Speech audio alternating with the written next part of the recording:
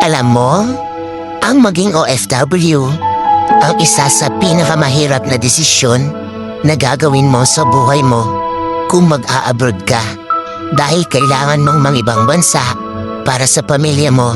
Sobrang mahirap mawalay sa pamilya kung alam niyo lang.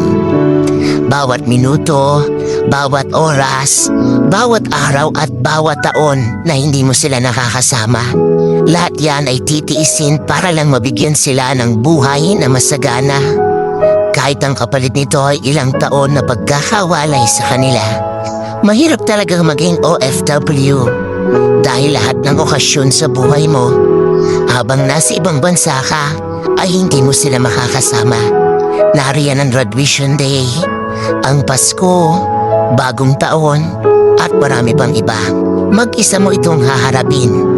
Oo, mag-isa, homesick, ang isa sa pinakamalakas na kalaban ng mga OFW na kapag hindi mo nalabanan, talo ka. Kailangan pag nasa ibang bansa ka, may baon kang 1 toneladang pasensya at gabundok malakas ng loob. Dahil lahat ng laban dito, haharapin mong mag-isa.